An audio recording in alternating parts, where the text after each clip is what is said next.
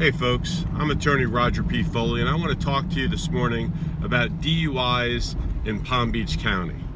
Well, you've probably seen the video, or you probably have read that Palm Beach has a DUI diversion program. I'm only going to speak just briefly about that.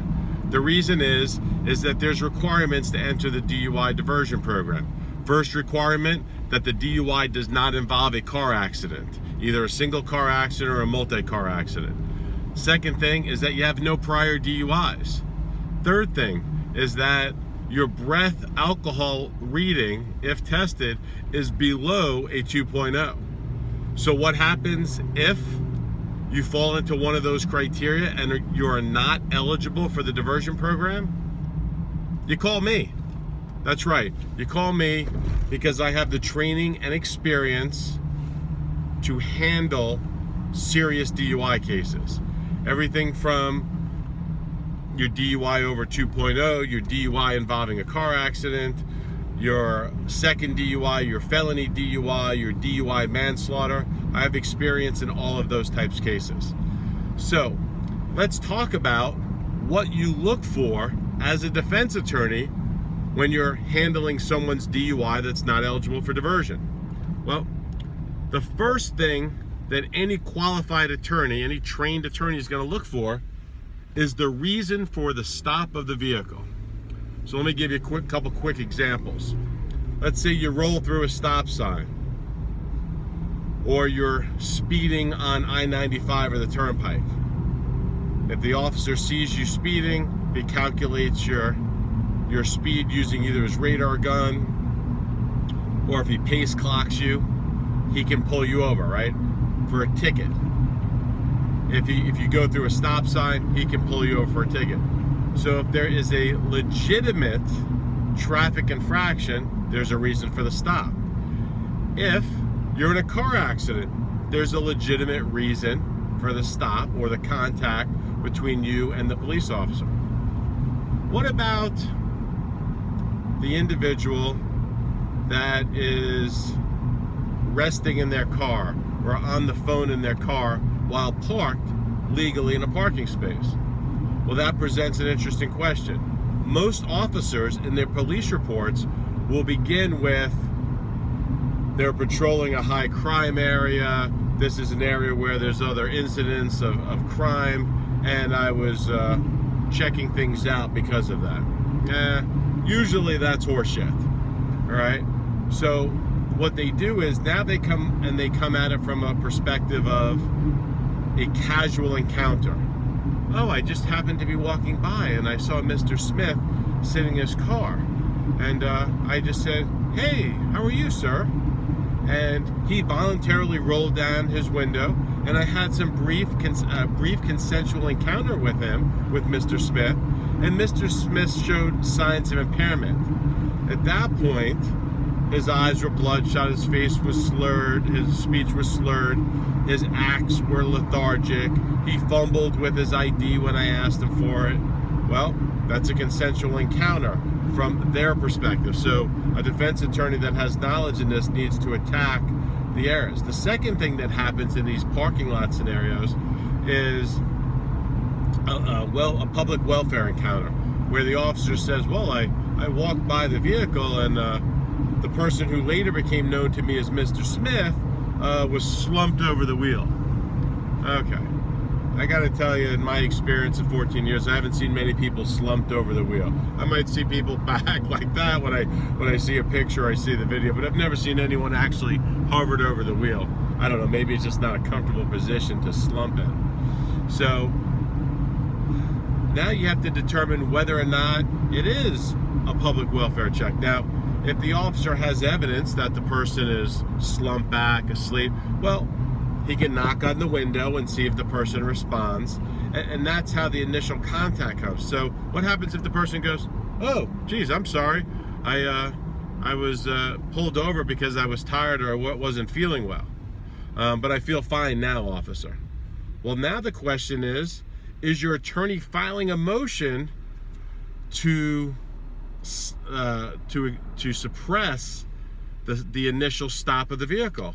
Well, I maintain that he should be filing motions. Anything that doesn't legitimately give an officer a reason to stop and temporarily detain an individual should be examined, and a possible motion to suppress should be filed. Okay, that's just a little bit about the stop. I can't teach you all of law school or all about the 4th Amendment and 14th Amendment in a short video, but I want to talk about what's looked at a DUI and the reasons why you would hire myself. Let's go to the next part, the stop of the vehicle. And I started to talk about it right after the stop just moments ago.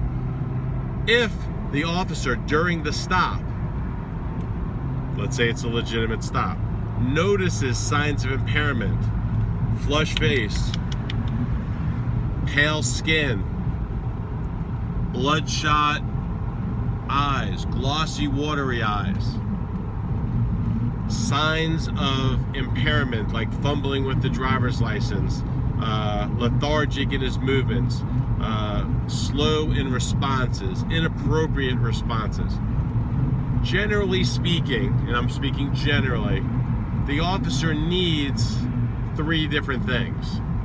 So he needs a combination of flushed face, slurred speech, odor of an alcoholic beverage, or bloodshot, glossy eyes, lethargic, fumbling with to acquire his license. At that point, if the officer has 3 things, he can legitimately ask an individual out of the vehicle and begin DUI exercises. They're not tests, folks, they're exercises in the state of Florida. So he can start with the HGN, which is the eye test. He can then move on to the walk and turn. He can do the one-leg stand. There are several exercises that can be administered. But there's proper ways to do those exercises. So let's say you're stopped, you do the exercises, and the officer says, well, you failed and you were arrested. Well, you come to me. Why? Because I have training and experience in the walk and turn. Not my own personal experience. I haven't been arrested for DUI, but I've had training and classes I've read the manual, I've read the instructor's manual, and I'm actually taking some courses coming up soon that actually give me the exact same courses that the officers themselves are taking. And I'm even taking the instructor's courses. So each exercise has certain clues that the officer may write down as possible signs of impairment. And when he does this for each and every exercise, he says, based on the totality of circumstance, there were 6 clues on the HGN, and there were 4 clues on the walk and turn, and there were 3 clues on the one-leg stance, and on the finger to nose there were 4 clues. And based on the totality, now he didn't mess up every single thing in the exercises, but because he missed certain ones throughout the exercise, the combination and the signs that I observed, for instance, the bloodshot eyes, the odor of alcohol, led me to believe that there was probable cause for the arrest. So what do? You need an attorney that understands these things. You need an attorney that goes to the summer sessions at the National College of DUI Defense in Boston and Harvard. You need an attorney that's had dozens, hundreds of cases, because you want to ensure that the officer properly did them. And I tell you what, a lot of times the officers are not doing them properly. They're not following their own what their instructors actually informed them to do. They're not following the manual. They're trying things and they're experimenting, and the HGN's too high, and the instructional stance, they have people starting off with the wrong foot and standing in the improper stance. They're doing the HGN and the person's head is moving. They're having I think the stimuli too high over their eyes. Well, if you don't know these things, then there's no way to attack them. So you need to have an attorney that takes the time to learn these issues. And again, if you have questions and you want specificity, I'd be happy to talk with you about it if you're charged with a DUI. Now, All right, so now let's get past the exercises. So you need someone to attack the exercises.